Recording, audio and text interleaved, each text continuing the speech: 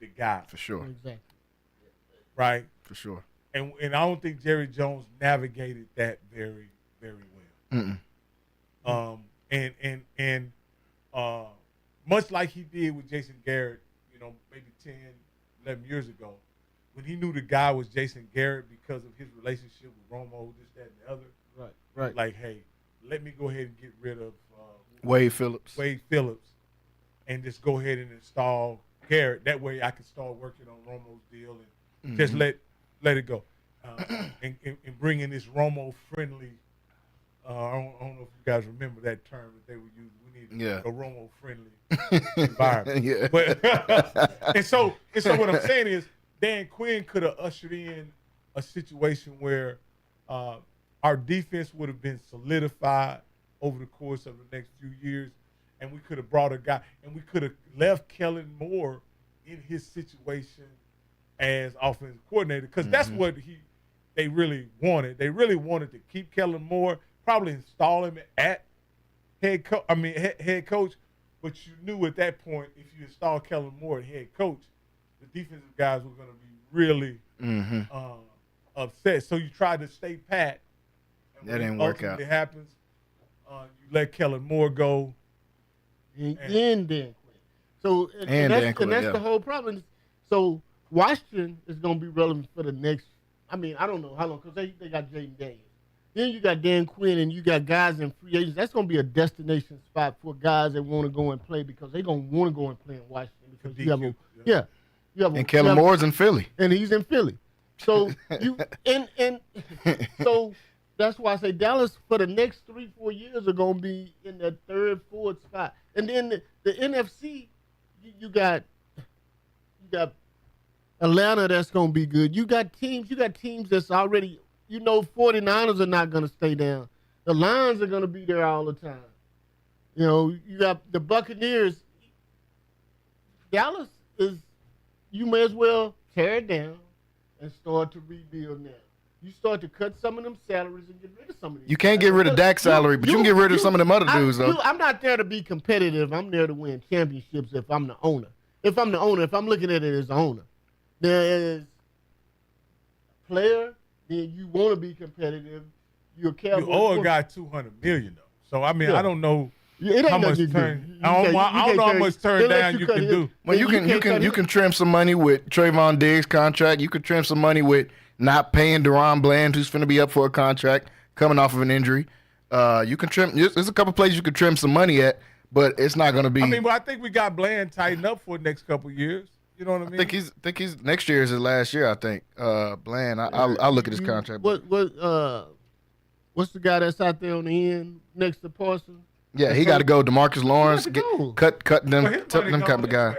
He got to go. I never would have thought he'd have made that whole 90 when he signed it, but he's gonna make it all. He's gonna make it all. Yeah, he's gonna make it all. But he'd have been gone. He'd have been gone. Yeah, because you just think about Philadelphia. They got guys getting paid over there. Well, you got to understand, Walker. Philadelphia is the reason why I have hope. Let me explain. The reason why I have hope, because 2 years ago, Philly was in the same situation that we're in. They got Howie Roseman, though. Well, okay. But what they were able to do was help their quarterback with a trade, right? And the other thing they were able to do is they were able to retool their defense. Through the draft. Not only through the draft, but they signed some veterans as well. Yeah, they signed some guys who could play. Like the problem I believe with Jerry Jones is we signed too many guys that can't play. Yeah. like you got to sign guys that can play. What I mean by can play, like what's the guy number 8 that's a menace? He just Chauncey Gardner, Chauncey Gardner, just a jackass on the field. Yeah, but he can play. Yeah, he can play. You know what I mean? He obviously, is a menace. You know what I mean? But he can play. But they Slay can play. But they drafted needs too. They went out and now 2 defensive tackles from Georgia. Now they that's can one draft. Thing. Now that's one thing. And they got Jalen Hurts, and then they got Now that's one thing they got those guys through the draft. They don't listen to none of them character reports when they drafting guys. Not even a little bit. Not even a little bit. CJ is not on the character report. Jalen Carter. You can take care of that not on that. in-house. You can take care of that in-house. Yeah. When you start telling them, hey, say, man, hey, set them down and say, tackles and the linebacker. I think Dean. Yeah, N'Kobe Dean got into some trouble. They drafted. And they drafted all of those guys. And look at Cooper DeJean and Mitchell this year. Bay, oh, yeah. Green Bay drafts well. You know? Yeah. But at the head of your draft is Jerry Jones, and this guy, he want to go get somebody that played at Arkansas because he went to Arkansas. No, that's the truth, yeah. I mean, now we have trouble. Now the position we have trouble with, that I have a problem with, and this goes all the way back, in my opinion, to Greg Ellis. Like, we have problems drafting defensive line. Like, we have real problems. Like, and then when we do get a good one that's playing solid, we let them go. You know, I didn't realize this. I didn't realize Tyler Biadasz was playing with Washington Redskins. They all tried. Yeah, Dorrance Armstrong, Dante Fowler. Yeah, they was all trying to go with him. That's why I say he should have been the head coach, because he had guys that follow him and he had guys that want to play for him. So you already had that solidified if you take that coach and, like you say, keep Kellen Moore, and you still relevant. You still got what you need, because, I mean, Kellen Moore, they was talking about how he passed that. He was getting the job. He was getting it done. Then Mike McCarthy notoriously lied and said we're going to run the ball more when we get them, and they actually run the ball less. They run the ball almost 10 times less. But Mike McCarthy been without Kellen Moore for 2-3 years. They never ran the ball. Whether it was Tony Pollard, where his numbers were less each year. Let's be fair to, because I like to be fair. Kellen Moore had an offense that was centered around the quarterback being the playmaker. Yeah, we were transitioning from an offense where it was centered around Zeke, right? And that transition sometimes can be kind of rough. But it was smooth, though, because he came out and did it. Top 3 offense every year. Yeah. We were one of the top offenses when he did it. Now, the problem happened when we got in big games and we weren't able to run, or when the onus was on Dak. Mm-hmm. When he threw 4 interceptions, they wasn't able to run after the clock because they were a passing offense. So now you in the last 2 minutes of the game and you still throwing passes. You know, this is one of the other reasons why I don't want to necessarily get rid of McCarthy. Because I remember what happened immediately after Philadelphia got rid of Andy. Yeah, Chip Kelly. Kelly fiasco and all that kind of stuff. So, McCarthy. No. I'm not saying he's Andy, right? But he's a competent. Yeah, he is. He is. And when you get a guy in there. But I think you give him a 2-year contract and to get it right. When does that guaranteed money run out? That's how long Mike McCarthy's contract is going to be. When that guaranteed money run out, McCarthy, pack your bags. Dak, pack your bags. What do they do with Trey? Who, Trayvon? You know, I didn't realize Trey Lance. Trey Lance. Oh, okay. Yeah, he's getting $5 million. He's one of the highest paid backups in the league. Hey, Trey Lance has had a. He is the highest paid third stringer. But what did they give for him? They gave a fifth rounder. Was it fourth round. Same thing they gave up for. But we also inherited, his salary though. So we've paid him $5 million 2 years in a row to be third string. See, those are just random moves. This is, Jerry Jones. He just does some. He does some pretty random stuff. Yeah. We got to get into a break and talk about some. Yeah, we got to get into a break anyway. And they talk about them the whole show. Deron Bland last year on his contract is next year too, by the way. So he's up for a contract. There's a lot of people up for a contract in Dallas. I don't know. And I have a friend there that I played with, William Clay, played at Rice. Yeah. Okay. And he is supposed to be over player personnel, but I mean, he's a vice president, senior vice president. Yeah, a player senior vice president. Well, titles they got to get. He's got the title, but he doesn't have the job. Well, they gave him that title because it was somebody who wanted to hire him away Mm-hmm. And you can't hire him unless you're making him the so you could have, in his previous role, they could have hired him away as a GM and not compensate the Cowboys. Well, now if you hire him as GM, you got to compensate. Yeah, you got to compensate. So we're gonna keep you, and we're not gonna let you do nothing. Well, you may as well stay in Dallas. He don't have to do any work. He's not gonna get the blame for it. Yeah, exactly, because the GM, we know who the GM is. He's let us know this year. Yeah. Fully who the GM was. Because he came out and said it multiple times. But like you said, we can talk about the Cowboys all day. We got to get into a break, folks. When we come back, top of the hour number 2, still got plenty to talk about here. We're going to talk about some awards. We're going to give out best plays we've seen, best player we've seen, best team we've seen in 2024 this whole year. Got some more quick takes we got to talk about. As Rocky alluded to, we got to talk about this Cam Ward situation. We got a lot to talk about here. Stay tuned. Stay locked in on Centex Primetime. We'll be right back after this break. Central Texas home for sports. It's Centex Sports Network and Infinity Sports. Catch all your in-depth sports analysis with the best. The hottest sports show in the evening is Centex Primetime, hosted by Jalen Gillis. Act like y'all. Weekdays 5 to 7. This is the Central Texas #1 leader in sports. Centex Sports Network. That's right, sports fans. We can talk about sports. And Infinity Sports. Lighthouse Streaming, a full-scale media agency and your go-to source for all things audio and video. Is your church long overdue for audio and video upgrades?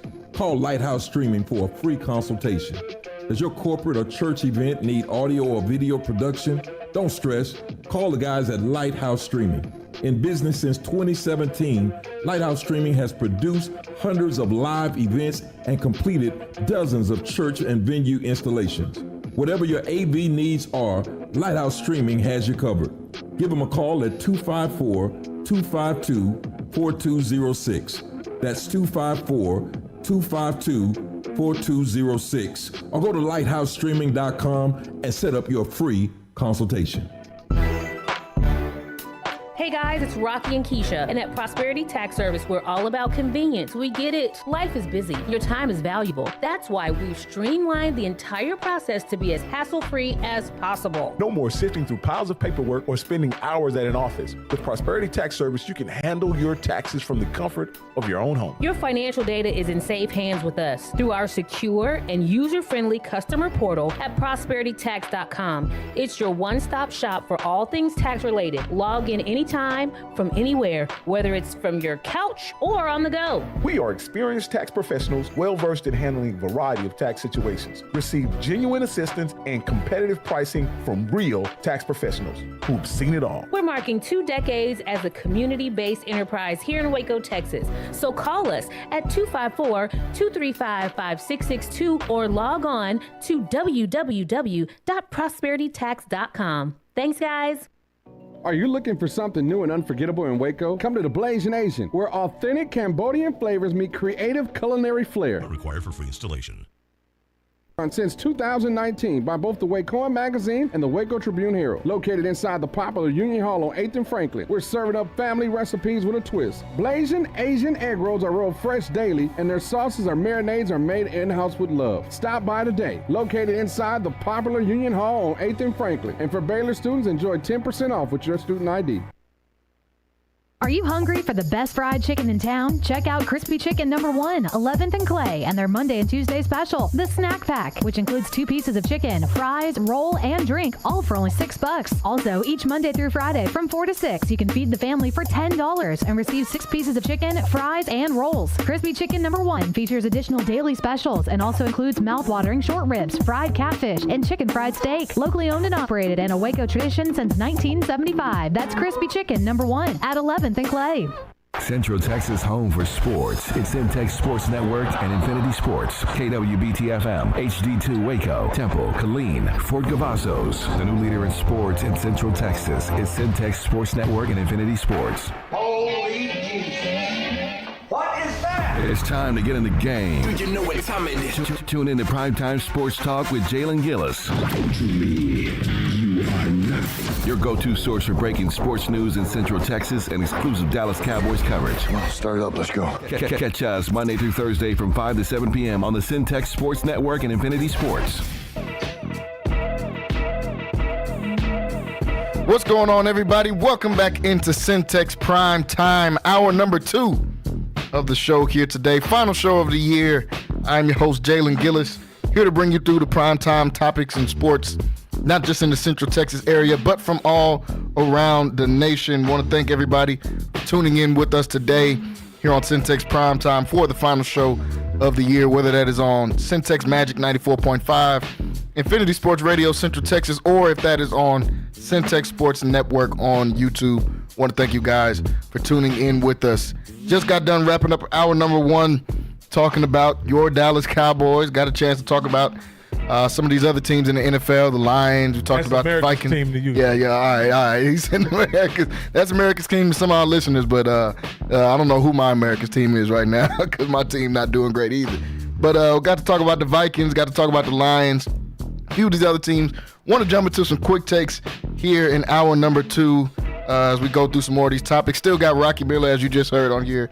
Wants everybody to refer to them as America's team when talking about the Dallas Cowboys. I'll let y'all get to that one. And still also joined by Wayne Walker in studio as well.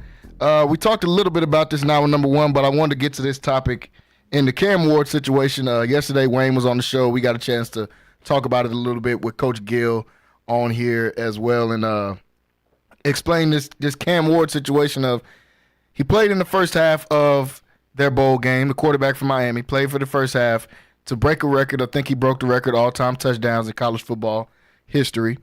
Did not play in the second half, and his team ended up losing in the second half. Now, myself and Wayne, I think even Coach Gill were kind of on the same page of, if you're going to play in the first half, you might as well just play the whole game. You might as well finish it out. You're there with your teammates, with your brothers. If these are your teammates, you want to go out there and help them. They helped you break a record. Go back out and help them win a bowl game. Some of them this might be the only big bowl game they get to play in. You never know what scenario they're in. But Rocky has an alternate take to that about this Cam Ward situation. So, Rocky, I'll let you go ahead and take off. Okay, so first off, I want to say this. The reason why he played the first half doesn't matter, right? He obviously did it for personal reasons, right? He did it for personal reasons. And he broke the record in the first quarter of the first half. So with 4 minutes left to go, y'all can go look at it. With 4 minutes left to go in the first quarter, he had already broke the record. So if that's his sole motivation for playing, he done that pretty quick in pretty quick order, and he could have got out the game, whatever. But he played till halftime, right? Because I think that was, again, I think some of this is what was already agreed upon before he stepped on the field. Again, it's the Pop-Tart Bowl, guys. I don't even know. I've never heard of the Pop-Tart Bowl. And so, and let's also say this. Let's point out this. There is a Xavier Recipo, whatever his name is. Yeah. Not their top receiver. He opted out. He didn't even play at all. He didn't play at all. But Cam is taking some heat. He's being selfish. He's a quitter. All this kind of stuff. When ain't nobody else on that team a first-round draft pick. Nope. Ain't nobody on that team a potentially first pick overall. Ain't nobody else on that team risking $40 million. So, again, if he chose to play the first half, and if it was his decision to play the first half, and the coach allowed it, I respect it. I respect it. Because if he wins the Pop-Tart Bowl, what did he get? Some Pop-Tarts. Yeah. I mean, I think they did bring out a big giant Pop-Tart at the end of it. I think sometimes here we lean into tradition and way it's always been done and whatever, and we forget the human in this regard, in that there is a aspect of it that this man is about to embark on receiving generational money.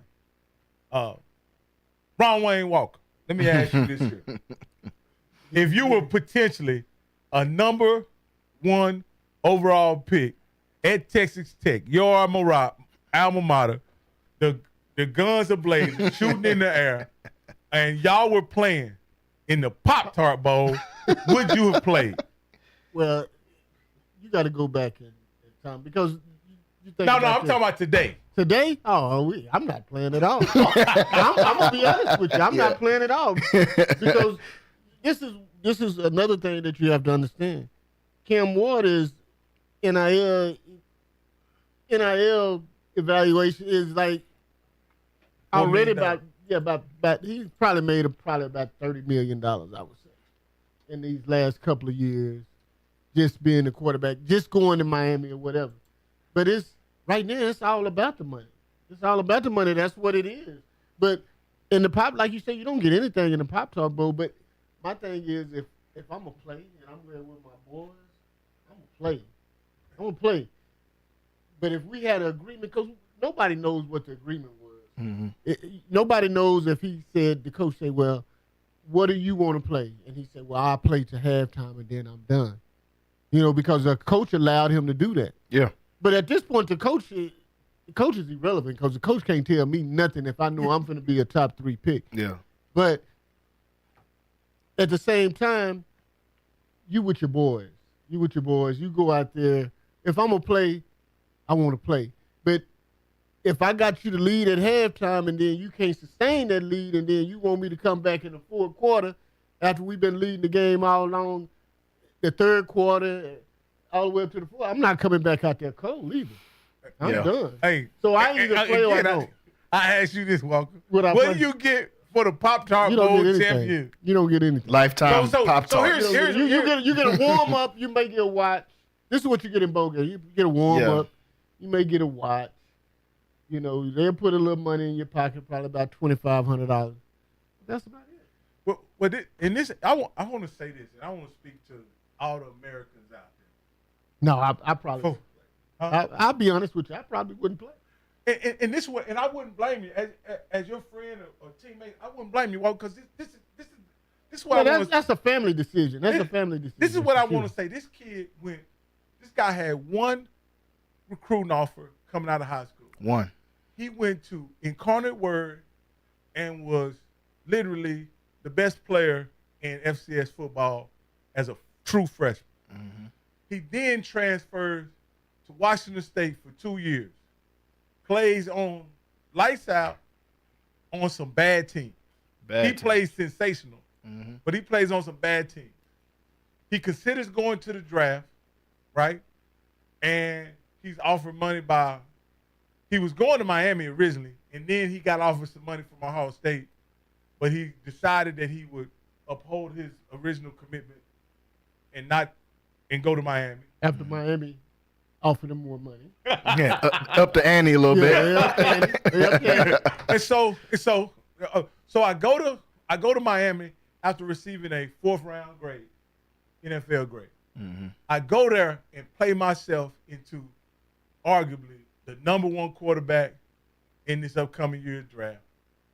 And you want me to risk that for the Pop-Tart Bowl? Yeah. I done got it out the mud. I've gotten it. If I'm Cam Ward, I say, hey, I've gotten it out the mud. I've put myself and my family in this position, and you want me to risk my career in the Pop-Tart Bowl? And so, and again, then people start bringing up Shador. Well, Shador played the whole game, and then Shador come from money. And I said this. I said Shador daddy got $40 million. Shador daddy made $35 million in the 90s. In the 90s. So it's a different. He made a couple million in college because he's playing baseball. At that standpoint, you got me to see it your way because coming straight out of Parkside, I'm not going there. That much money on the line? Oh no. No. Yeah, I think someone said they estimate that the first draft pick this year is going to get around $9 million a year for the next 4 years, guaranteed. Right. Mm-hmm. You know what I mean? It's all about the money. You know what I mean? So if you're going to get nine, and then if they take that 5th year option, they say it's going to be like $21, $22 million. So you're talking about a kid that's potentially making $50 million his first 5 years in the NFL, and you want him to put that on the line for the what? For a lifetime supply of Pop-Tarts. And the Pop-Tart, bro. So I mean, you turned me because my first stance was if I'm gonna go out there and play for my boys, I'm gonna go out there and play. For I get it. But once you look at it from your point of view, like you risk injury. You know, you came from the mud. I know what he talking. I came from the mud, so I'm not going out there. It's all about the money at this point, at this day and time, because you gonna risk Miss Bev about to clock out on her job and never have to go back, and you gonna risk that on the what? The Pop-Tart Bowl. I should have had a button. The Pop-Tart Bowl. The Pop-Tart Bowl. So that's what I'm saying. You comparing this guy's situation to Shadour's situation where two completely different situations. Also, let's say this. Let's also say this. Shadour's situation is different in this regard. He playing for his daddy, and his daddy got total control of the situation. He got control of what plays are being called. He got control of who's in the game with him. He has control of who's blocking for him. You understand what? His dad has complete control. He got control over who drafting him. Yeah. Well, and the same thing. Shadour done made $50 million. Yeah, Shadour done made his money. He buying linemen, Lamborghinis and things. $40 million insurance policy or something like that. He took out for Travis and just Shadour. Think about this, and you bring it up. Dion didn't give the dollar amount, but he said it's the highest. His premium is the highest premium ever paid for disability insurance for a collegiate player. Well, yeah. So you got to remember. I want to say some guy. I think Bryce Young had one. His was like what, 20 million to 30 million, something like that. I think it was 25. 25, yeah. Bryce That corner from Oregon, I can't remember his name, but he had like a 15 million, and he cashed in because he got hurt, and so his cashed in. He had one. It was a corner from Oregon. I can't remember his name, but he was supposed to be a first round pick. Got hurt. They had an insurance policy on him, and he cashed in on it. So it had to be something pretty big. If it's bigger than both of those guys, about probably $50 million, man. Yeah. That. And guess what? It didn't even come out of his daddy or his mama's pocket. Colorado paying for it. Colorado, the athletic department paid for it. Yeah. Him and Travis Hunter. And so here's what I'm saying. Like, and people get to talking about this, is that everybody's situation is different. When you're a player and you've played, again, nobody's giving Cam Ward anything. He played his way into the situation. He had one offer. San Antonio? He didn't. Yeah. I mean, one offer. Prairie View didn't offer him. He was a 0-star. He was a 0-star prospect. And he comes in and lights it up at the FCS level, goes on to Washington, and he gets it out the mud. And again, he had his own personal reasons for playing a half, and I accept that because he takes those risks along with there. But once that's over with, and again, people say, if you're gonna play half, what's the difference between playing a half and playing a whole game? If you get through half the game, I don't have to risk a helmet to the knee. Yeah, a broken leg, a helmet to the knee. And again, Walker, you bring up something that I didn't necessarily think about it. In this regard, him and his coach had already went through this. Yeah. I'm sure it was already. And because I thought I was critical of his coach because his coach was almost like he was confrontational with the media when he was. Yeah, he was. He was like, "Hey, ain't none of y'all business what we talked about. That's between me and Cam." Mm-hmm. And I was like, "Well, you kind of putting the kid on the spot when you get confrontational That's what I thought like too. that." And so the coach didn't take any heat, but I'm like, but I understand what the coach, because what you were saying is him and the coach, he had a pact with the player. Him and the player had an agreement, an understanding, whatever, right. Whether there was money involved or whatever, because you don't know what was in. You don't know what all was involved, because it could have been and said, hey, the Pop-Tart Bowl could have said, hey, we're going to throw an extra this or extra that. Because I honestly believe, it's not being said, but these guys are playing in these bowl games because these bowl sponsors want the stars in the game. Right. And maybe that's why we've seen a lot. You just mentioned Baylor's having a rough day, as we, where they just finished having a rough day. And you said that several of the LSU players didn't suit up, and that led to a close spread between Baylor and LSU. But 1 point spread. Yeah, the spread didn't matter. Not even a little bit. They would have covered whatever it was. They made Baylor out of sandwich spread. They still ain't covered Chris Midden or Alexander. But my point is saying is those programs have the depth to do that. You understand what I'm saying? Those programs have the depth to do that. Whereas Miami, as a really, they're rebuilding. They're rebuilding. Mm-hmm. And Cam Moore's dad has said that the reason I want to say he put a Twitter out. He said, "Hey, the kid who was behind Cam didn't play one snap the whole season, and he wanted to allow Emory Williams a chance to play in the game." But that's between family, man.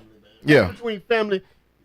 The whole team probably knew how long he was gonna play, and when he balled out. Now I'm talking about. He was hot as fish grease that first half. I'm talking about he was playing like a man who only had a half. They seen the play where he was standing still. He wasn't even moving. He had so much time in the pocket. He just stood right there and just looking around. I said, "Oh man, this dude is." It started to look too easy for him almost at some point, as it was throughout the season. We know his defense is what got him not into the playoffs, is because his defense is absolutely horrible. But Cam Ward, like you said, I mean, you risking a lot.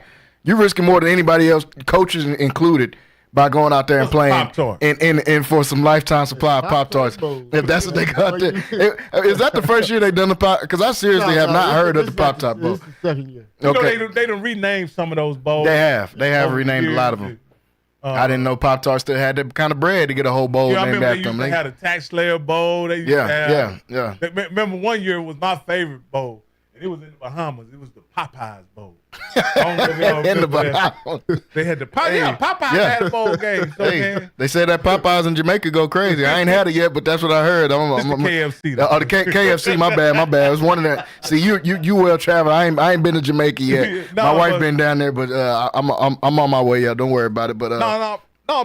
But I just think and you know these, and this is another thing. And you guys may have an opinion about it. But these older guys who grew, like guys our age, who grew up in another era of college football, are really critical of these players. They hate it. And not understanding that these guys actually have opportunities that we never could have dreamed of back 30 years ago. I'm upset about it. I tell you, I really am.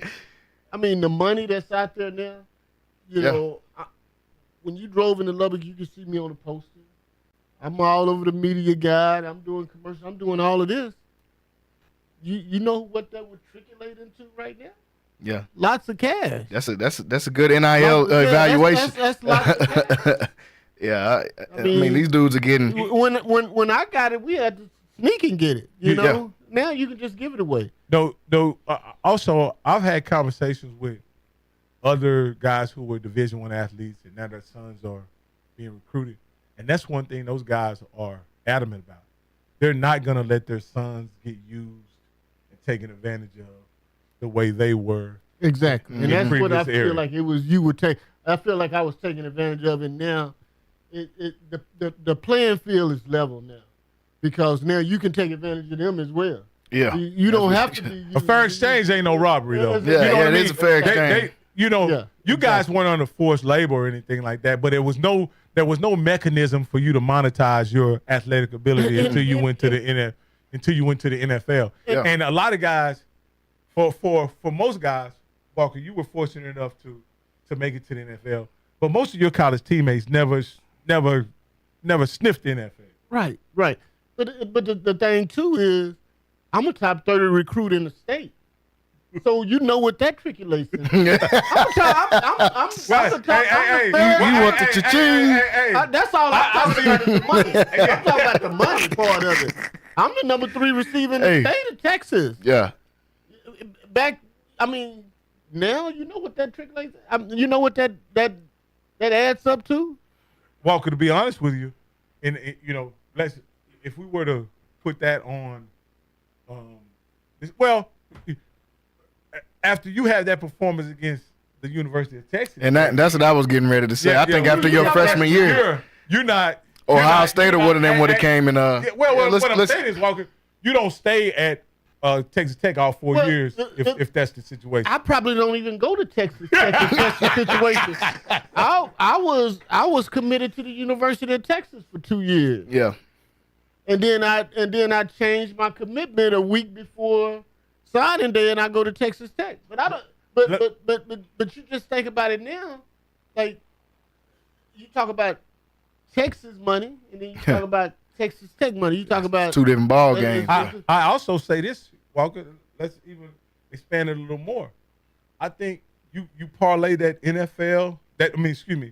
Your ability to run track and football. Your ability to play football.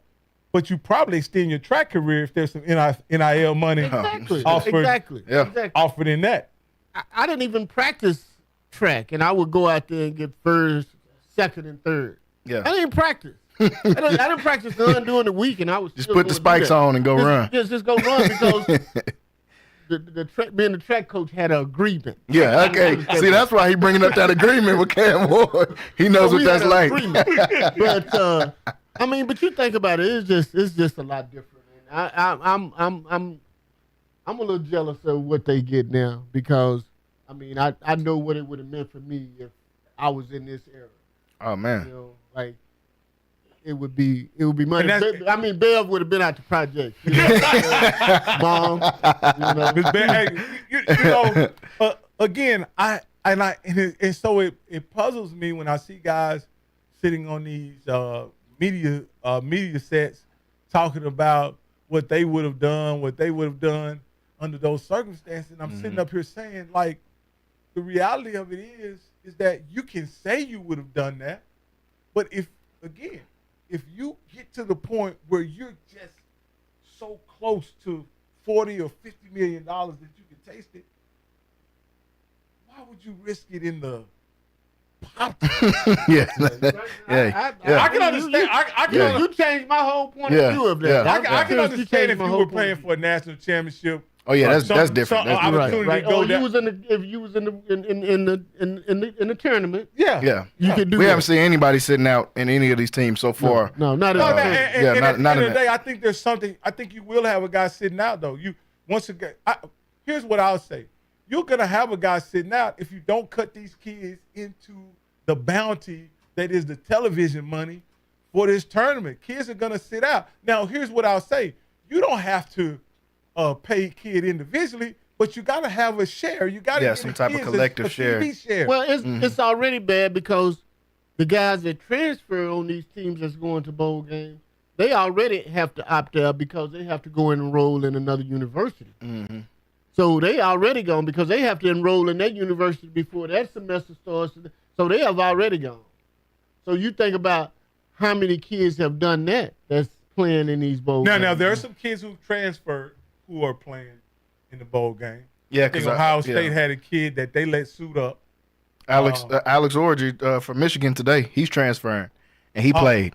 Okay. And he's transferring. He played today against Alabama. So some of them are allowing them to play, but some of them, I'm sure quarterbacks and some of those other guys, except for Orgy, probably not going to play wherever he go. He's not that good. But some of these other guys, when they transfer, like you said, they want to get enrolled early and get in for that spring semester so you can play spring football. Because when you go to a bowl game, they have a parade for you.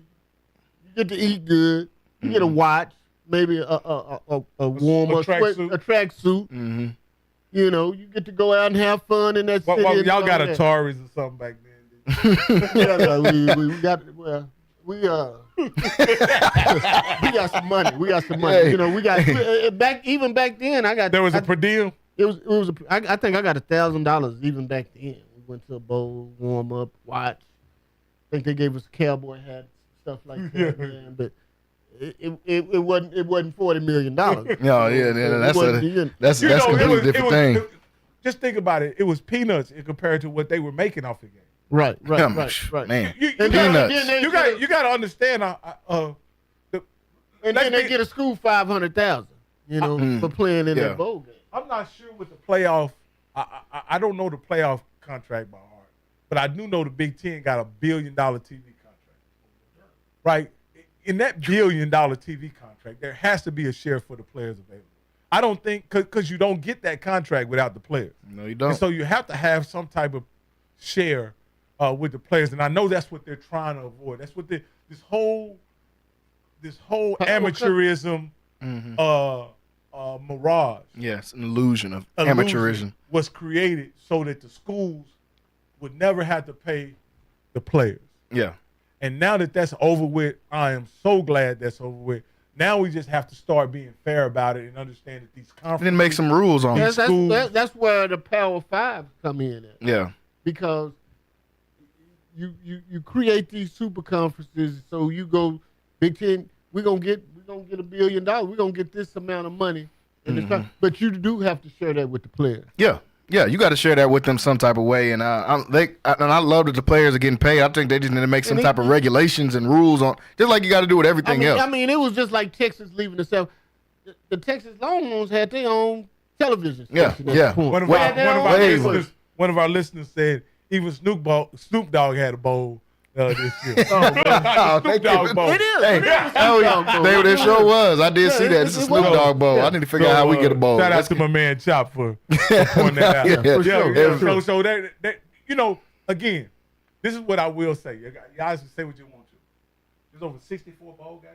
Yeah, I think so. Somebody making some money with these bowl games. Somebody, all 64 are making money with these bowl games. Somebody makes some money with these all bowl 64. games. And the schools get a share of it. So because conferences. Because I was looking at it, even if the bowl doesn't make any money, the cities that host the bowls benefit from. Oh yeah, from the tourism that's caused by bowl. But they hosted some bowls in some cold places. I seen a bowl the other night in Fenway Park. Man, ain't no way I don't want to play up in Boston at the end of the year. But that's what the bowls used to be. They used to be all dome stadiums. Florida, Hawaii, California. Yeah. Arizona. Maybe the Liberty Bowl. Nashville. Oh, you did let Barry Sanders run for 300 yards. He ran for 320 on that. In Hawaii, wasn't it? No, that was Japan. Tokyo, Japan. We went to Japan. We was in Japan. He ran for 320 on us. Hey, look. And they beat us 45-40. That's why I don't care nothing about Genty about to potentially break Barry's record. That's not even, in my opinion, that's not even close. I actually put that in one of the topics we're going to talk about there with Genty and how does he compare against some of these other top running backs. You just brought up Barry Sanders, and I think he's I've never seen anyone like him. Man, it's not going to be nobody like that. I've never seen anyone like him. I got to see him up close. Yeah, you saw him. You saw the real deal. As a matter of fact, when I went to the combine, I was hurt and he was hurt, and we was roommates. And this guy, the whole night, we in a room together, he probably say 10 words. I say 10 words, he say 10, but he was genuine guy, man. Yeah. Such a cool guy. And all I could tell him, I said, man, why did you do us like that? And all he did was start laughing. He just started laughing. And he did everybody like that. Walker, I gotta ask you this. We're wrapping up 2024. You came out in '89, if I'm not mistaken. You were the draft year was '89. Is that the greatest draft year of all time? It is. We had Dion, we had Troy Aikman, we had Derek Thomas, Barry Sanders, and Barry Sanders in that draft. That's tough. That's a tough draft. That's a tough draft. You have any old linemen that were The first pick in the draft was an old line. Tony Mann. Oh yeah, you did. Steroid up.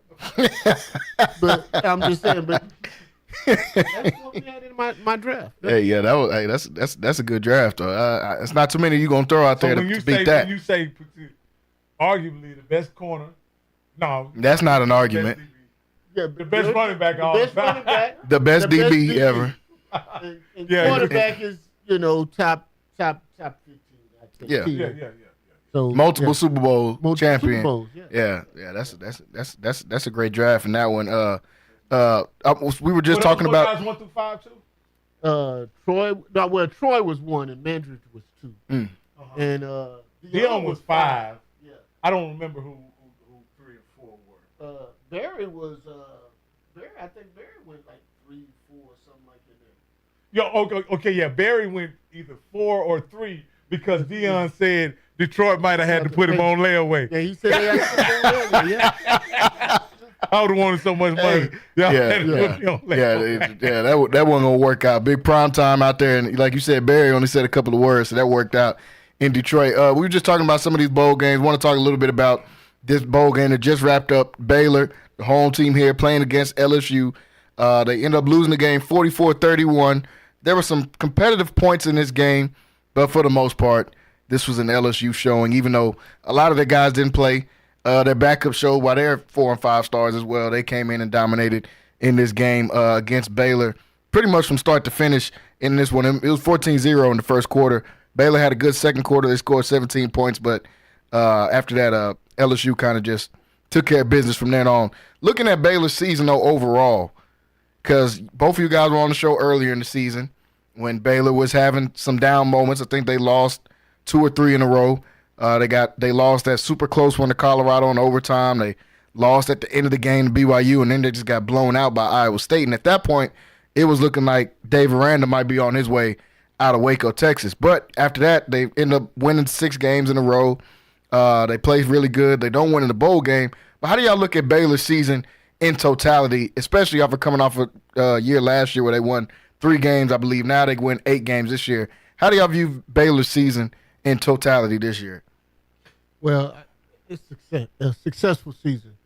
You know, once you go through a period of where you losing, because all your morale is gone, all your confidence is gone, and all you have in that locker room is the guys that surround you, your coaches, your teammates, and you read all this bad press in the paper. Baylor sucks.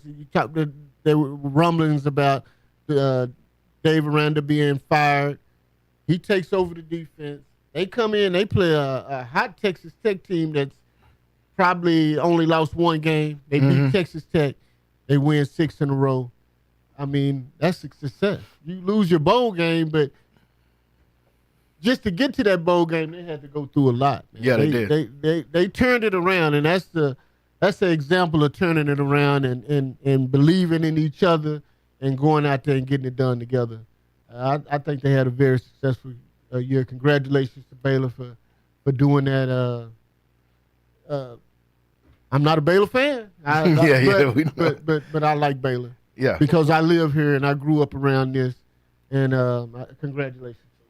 Well, so when me and you broke down the game a couple weeks ago, I simply said this: guys go to LSU to win national championship. Mm-hmm. Guys go to Baylor hoping to go to bowl game. Yeah. Right? And that's kind of how we kind of saw this game kind of playing out. You saw that LSU had the depth advantage. They had the talent advantage. Mm-hmm. I think the coaching advantage there was no real coaching advantage there. I just think, what they call it, this wasn't about X's and O's. This was about the Jimmys and the Joes. Mm-hmm. And at the end of the day, there's just not much Coach Aranda can do in a game where they're paired against a team that probably has, anywhere from 5 to 10 NFL players on it. And does Baylor have an NFL player on their roster? You have to look at that. And the other aspect of it is LSU's been in the NIL business unofficially for some time. Long time. Long time. And Baylor's just now getting into the NIL business. First year. So they have a head start on them. Again, I remember a few years ago having a conversation with people close to the program. And I was like, okay, what's your strategy going into this NIL era, whatever? Oh, we're going to recruit our guys. We're going to get Baylor guys. We're going to go out there and compete. 3-8. That's what that is. And so when you have that, you got to understand that was their philosophy, I believe, going into this era. Especially coming off that 10-2 season. Mm-hmm. Big 12 champs. Yeah. And so they had reason to try that out, try Baylor guys out or whatever. But when you go through a couple recruiting cycles where you just simply get outbid, then you have to realize, the game has changed. Where do you think that would have been different in the Art Browse era? Well, so Yes. here's what I'll say. With Coach Bryant, because they were playing for national championship. They were. So well, the game was okay. So Walker, the game was a little different. Here's what I'll say: if you were a top receiver in that era, you wanted to go play with a quarterback that was going to be able to deliver you the football. It's about the system. No, and what I'm saying is back then you had something. You know how rare having a competent quarterback was in football. So a guy who's a 5-star receiver knew that he could come to Baylor and get an opportunity to catch 50 balls every year they line it up. Yeah. And so that was what they're offering. But you can offer a kid those 50 balls now. That don't mean jack nothing. Yeah, right. Not even a little bit. Not if you don't have I think not if you don't have a bag to go with it. Yeah. But I think the administration would have had to get on Absolutely. board because Absolutely. now you winning, you're a top 5 program. You can't just go out here and get old Jimmy from old Clifton, Texas. Yeah. You can't go get Jimmy and then put him on the football field to play. You can't to play somebody from Duncanville. I mean, you recruiting against these guys. And also but and let's be honest. Even in that era of Baylor football with Coach Browse, there was not a lot of interior depth. There was a lot of depth in the skill positions. Right. But there was not a lot of But if you're paying money, you can get that. That's what I'm saying. So that's why I say the administration probably would have had to get on board. Yeah. And they would have had to pay money. Because now when you have a top 5 program, that means it's money coming in, your stadium being filled. Yeah. You know. Exactly. So it's helping Waco. Now that's what built that stadium over there. Now one of the things that I think that the system will have to make an adjustment for, right? Winning was a big deal in your era of Walker, your era of college football, all the way up until, most recent. What I mean by winning is just going to a program that your team could be recognized as a winner, whether it was Texas Tech, whether it was A&M, Texas, whatever. That's still important, but it's not as important as the money. No. And so what has to be managed in this situation, this is why I think scouting and player development is really where you can make the most impact on a program, meaning that if you can scout other teams' players that maybe are second tier or not playing, like as good as Cameron and Monterey Baldwin was on Baylor, they're on the bench at LSU. Yeah. They're behind both those kids. But now they played themselves into a situation. Yeah.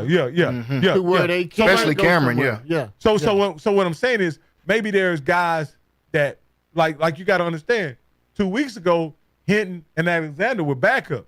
If you could get those guys to come to Baylor, for playing time and some money, you can get those guys because again, LSU's gonna bring a 5-star wide receiver in every year. Every single year, it's going to be an NFL receiver. Every year. LSU's going to have guys on their roster that you can make an offer them some playing time and opportunity, and you can get them in there because winning isn't that important if you are not playing. It used to be tradition and all that kind of stuff. That's out the window. Out the window. Right now is and I said this, is money, playing time, and relationship. That's the logo on your helmet does not matter as much. It doesn't. Money, playing time, and relationship. And Colorado's shown that. It don't matter what program you go to. Colorado, nobody's getting more eyes on them than going to Colorado. Deion is winning the relationship game. Yeah. Now I'm sure he's offering money, but Colorado doesn't have a $50 million collective. No. Or a $40 million collective. But they got the top quarterback this year based on, in my opinion, what Shador was able to do in the NIL space at Colorado. Juju, I assume, is going to kind of fall in with those same business partners that Shador had and carry it out as well. You know what I mean? So there's a system where there may not be a collective there, but there's true NIL that Deion has established with those relationships. Right, because you don't even have to. He didn't even have to have Shadur Sanders. All he had to do was be Deion Sanders. So they gonna follow Deion. They want him to fail. So you're gonna always have eyes on him. Yeah. You know, and it's almost like this. Now, I didn't anticipate this happening as we transition this conversation. This is not planned. So, but what do you think about Coach Loholt and Coach Dancy being plucked from his staff to go to Mississippi State and coach? Well, he's gonna always have that because it's gonna always be guys on the program. Okay. Yeah. It's gonna always be guys on Deion. I mean, Prime, man, he's been like that since I known him, man. Yeah. Like he's been that guy since I known him. I've been knowing him over 30 years. But he been that same type of guy. He attracts people. He attracts eyes. He's been an entertainer all his life, and he still won even at the head coaching position in Colorado. For sure. Entertainer. No, I agree. So I suspect that with Coach Dancy, it must be the money. Yeah. Well, with Coach Dancy moving from the defensive side of the ball, that creates a coaching opening for Warren Sapp, and maybe now Sapp gets an actual position. The guy last year, who was the offensive line coach, I still saw him on the sideline. So maybe he didn't. Maybe he took a step back or something. But I think they just demoted him. But he was on the sideline of the bowl game. Oh, the bowl game, yeah. Yeah, so maybe they move him back into that role. Into that role. And again, man, I love seeing, to be honest with you, those black men get an opportunity in big time. Sure. Now, again, Mississippi State isn't a blue blood or anything like that. But just be honest with you, Walker. How many times does a black coach get a chance to be an offensive line coach at any level? And then in the SEC at that, or you playing in the top talent every single week. That's opportunity. Just like evolve is evolving like the quarterback position did in the 70s to the 80s, to the 90s. The offensive line coach, the quarterback coach, and the OC are usually white guys. Right. Oh yeah, always. Oh, that's the running back wide receiver coach is gonna be some brothers. Gonna be some brothers. DB coach. Yeah. Might get some linebacker coaches. Yeah. You know, but and defense coordinators basically gonna get a variety. Yeah. Defensive coordinators kind of split up a little bit, but offense coordinators. Oh no, they won't give them a chance. They won't give those guys a chance. Let me ask you this, Walker. This is just kind of veering off because these are the kind of conversations we kind of have when we on HBC Coaches Corner that's coming up right after this show. But here's Coach Walker. Was a career in coaching something that players in your era thought was even possible? It was because it was always offered. Like it's offered. It's out there if you want it. You just have to take advantage of it. You have to want to be a coach, pretty much. So when I say you have to want to be a coach, if you take the time to put in the time to go and learn, like from offense coordinators, say I'm gonna go in. Hey, coach, what exactly are we doing? What are all 11 players doing? I want to do this because I want to be a coach. Then you taking advantage of that opportunity. Or if you want to say, I want to be a DB coach, I want to learn defenses. I want to learn, what the system is. What are we trying to do in this offense? What are we trying to do in this defense? What are we trying to accomplish? Are we ball control? Are we passing? We primary passing? Or we one back?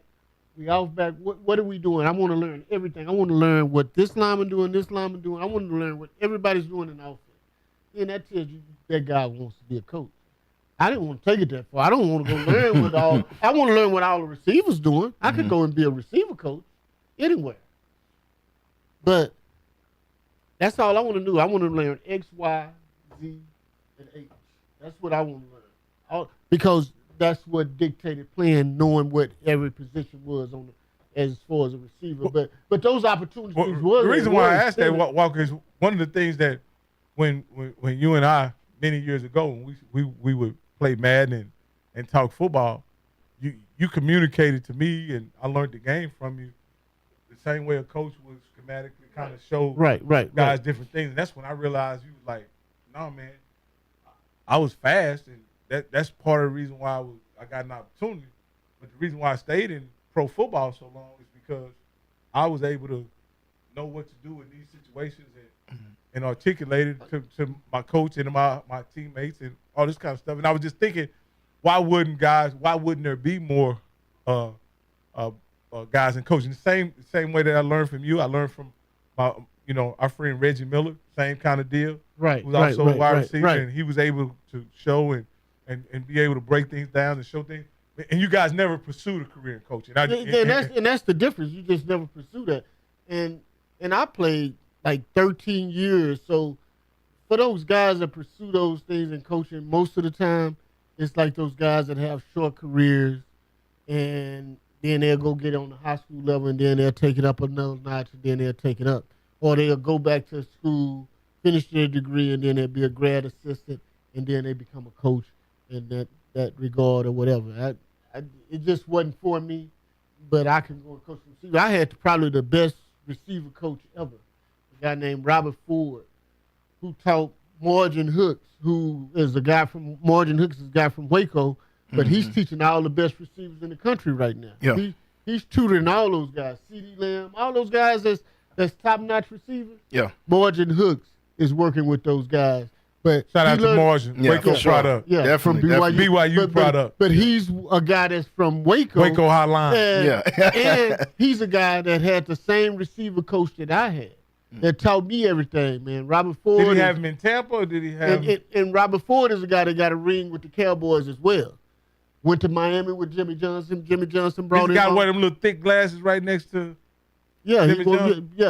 Robert Ford is the man. Robert Ford is a heck of a receiver coach, man. This guy taught me everything I know. Like, as far as being a receiver, I had so he coached you in college and then coached the playmaker in the pros. In the pros.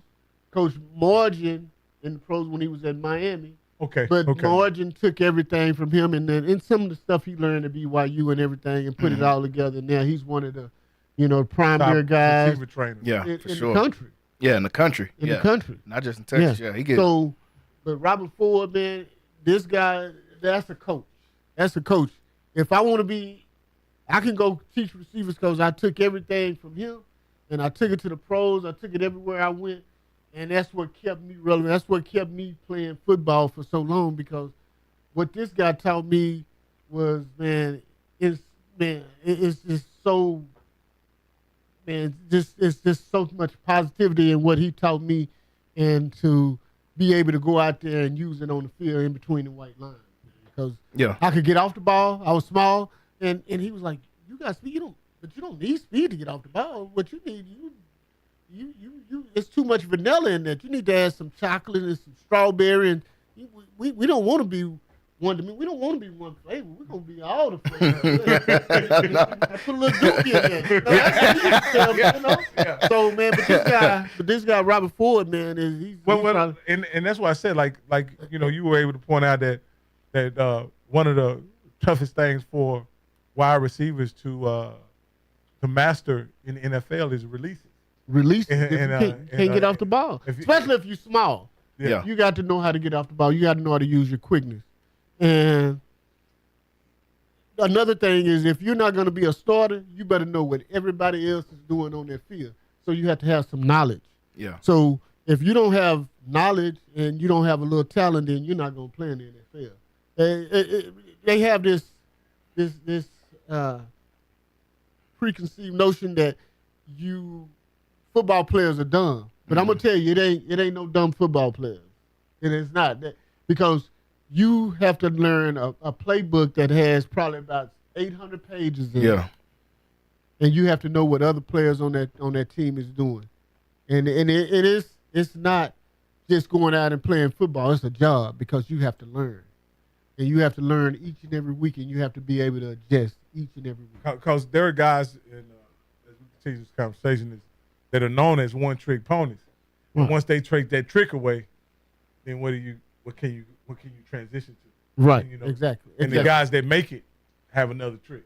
Or two. Exactly. Yeah, exactly. Yeah, one thing about it is you can have everything, but you have to have some knowledge. If you don't have no knowledge, you ain't doing. You ain't gonna last too long. And that's in anything. Anyway. Yeah. That's in anything. That's in anything. Yeah, you got definitely got to. If you're gonna play football, that's one of the requirements you have to have. Hey man, I'm gonna let you guys go as y'all wrap up because I gotta get ready for HBC Coach. Yeah, for sure. I'll holler at y'all later, man. This is a great show.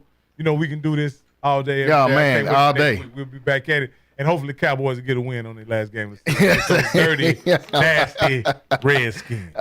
See, I knew he was going to throw something in about the Cowboys. We don't leave you with America's team. Yeah. We'll let you keep that part up. And, Wayne, as we look back there, it's the game has started between Penn State and Boise State. Right now, still 0-0. Boise State just missed a field goal. As a matter of fact, when they had their opportunity. Does Boise State got any chance in this game against Penn State tonight?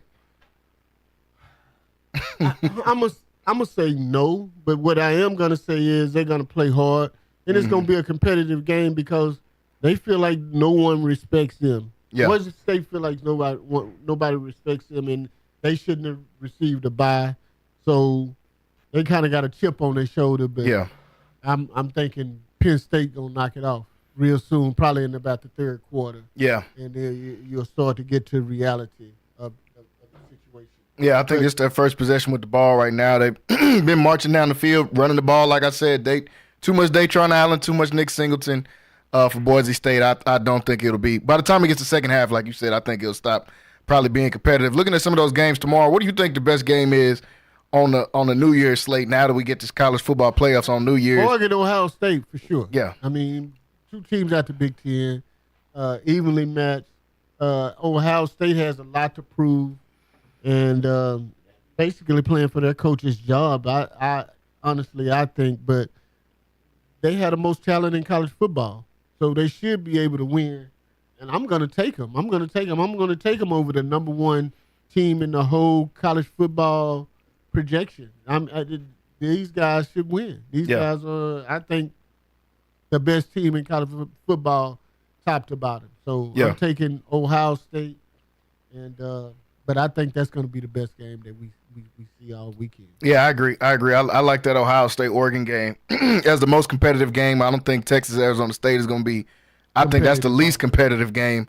I think Georgia and Notre Dame will start out competitive, but now it's looking more and more like Carson Beck might get out there. I don't see Notre Dame hanging around too long after that. That Georgia defense is, like you pointed out yesterday, Wayne, they're nothing to be played with. They got – Three guys on their front seven that are first round picks right now. So I don't see Notre Dame being able to stick around. I don't see Riley Leonard being able to have that much success throwing the ball against the Georgia team. And the thing about it is you had 2 weeks to prepare for Ohio State. I mean, for a Notre Dame team that just one-dimensional, that just likes to run the ball. And if you get Kirby Smart 2 weeks to prepare for you for a team, man, he gets his guys more fired up than anybody, any college coach in the country. And I just think Georgia's going to have too much for Notre Dame. Yeah, and I think that's a really great point with the Kirby Smart one. For some reason, and it might just be in my opinion from what I see, I feel like he doesn't get the amount of respect that we saw a Nick Saban get when he had this same amount of wins or was going to national championships back-to-back. I feel like they put Nick Saban as some type of all-timer instantly as soon as he started winning with Alabama with Kirby Smart. If for some reason it doesn't get reciprocated, and I feel the same way about Kirby Smart that people felt about Nick Saban. I think he's one of the best coaches. Exactly. He came from that same tree. Yeah. Yep. But the thing about it is that for the last 3-4 years, this guy is ready for prime time. This is the type of games that Georgia have been playing for the last 3-4 years. Yeah. National championship, top caliber games. And so I'm going to give them the edge because this is what they play for. And then if you get Kirby Smart, like I say, 2 weeks to prepare, and I think they'll totally dominate this game. Yeah, I see the same with Georgia going out there and doing that. We talked about the Texas game yesterday already. Think we both agree Texas is going to come out here and dominate. I don't think Arizona State has too much of a win anywhere on the field. I just seen that quarterback Sam Leavitt come out and say he's going to prove he's the better quarterback in this matchup than Quinn Ewers, and I'm thinking being a better quarterback don't have nothing to do with who's going to win this game. Quinn Ewers can have 13 completions and win by 30. 10 because they're going to be able to run the ball. Yeah. I mean, they got this big, massive offensive line, and then they got this defensive line. The game is won in the trenches. And Texas has the advantage on both sides of the ball in the trenches. Their defensive line is going to dominate, and their offensive line is going to dominate. So I picked Texas. I picked Texas by 20 in this game. Yeah, I'll be honest with you. I'm agreeing. I think Texas is going to completely dominate in this game, probably more than they dominated against Clemson, because I think Clemson is, if nothing else, a way bigger team than what Arizona State is. I mean, they ready for prime time. Yeah. And Clemson is a big-time program. Arizona State is a team that was predicted to win like 3 games. They were predicted to be last. They've already overachieved, but I think that overachievement stops tomorrow. Yeah, I think that's where it stops. And that's the first game on the slate for tomorrow, folks. So we're out of time here today on Centex Primetime. I want to thank everybody for tuning in. Like I said earlier, not only today, but all year long. Started the show in about August. Definitely want to thank you guys for rocking out with us so far. We got plenty more to come. We'll be back here on Thursday. We'll have tomorrow off for New Year's, and we'll be back on Thursday to wrap up this college football playoffs that we'll see today and tomorrow. We'll talk about Week 18 in the NFL some more and a couple of other things. So we're got plenty to talk about when we come back on Thursday. But for today, that does it. And I want to wish everybody out there a Happy New Year. Happy New Year. Everybody drive safe tonight. If you're past that age of going out, get in the house by 10, 11 o'clock, man. Don't be out roaming the streets. And for those that are going to be in the streets, make sure you're being safe tonight. Drive safe. Be alert on the road because it's New Year's. We already know how New Year's gets. It can get a little bit crazy. But definitely want to wish everybody a Happy New Year's out there. And want to thank you guys for all your support so far in 2024. Looking for bigger and better things here on Centex Primetime in 2025. Like I said, we'll be back on Thursday. So thank you guys. We will see you then on Thursday. Happy New Year's, everybody, and have a great evening. Central Texas home for sports. It's Centex Sports Network and Infinity Sports. Catch all your in-depth sports analysis with the best. The hottest sports show in the evening is Centex Primetime, hosted by Jalen Gillis. Act like y'all. Weekdays 5 to 7. This is the Central Texas #1 leader in sports. Centex Sports Network. We can talk about sports. Infinity Sports. One day they did it, and it was North Carolina going to loss.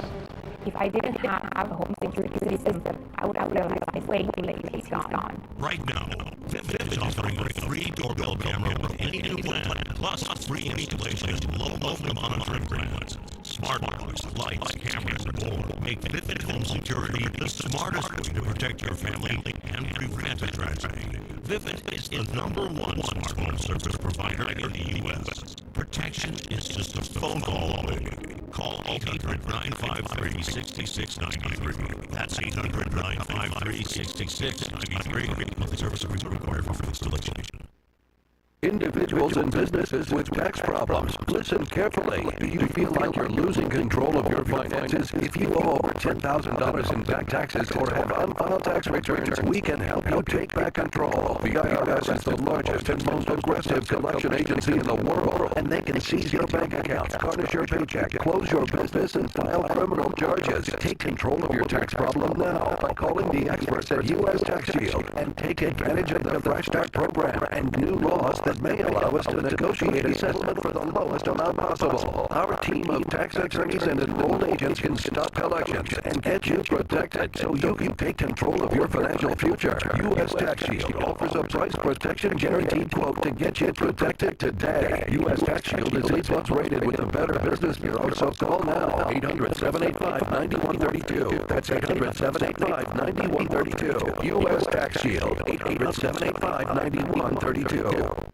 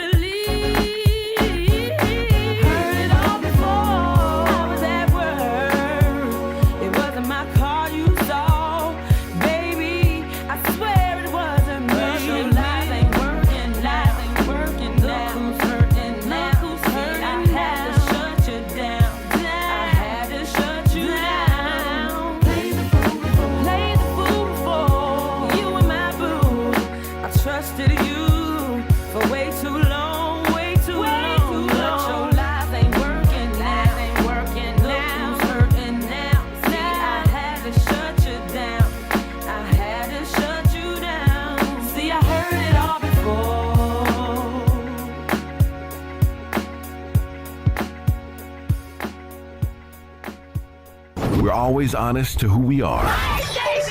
Magic 94.5. Here we go. 94.5 The Beat.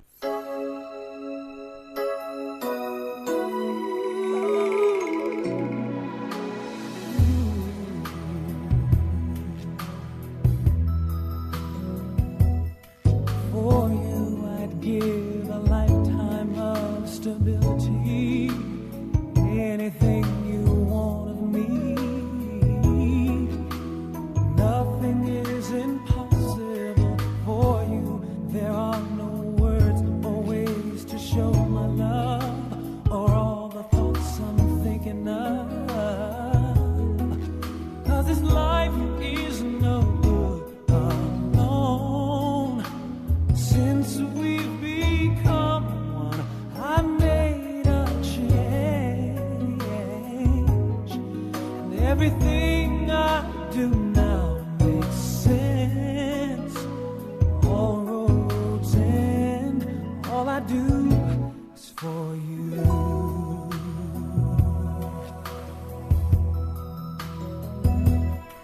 For you, I share the cup of love that overflows, and anyone who knows us knows that I would change all thoughts I have for you.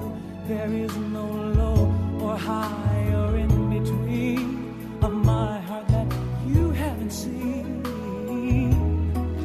'Cause I share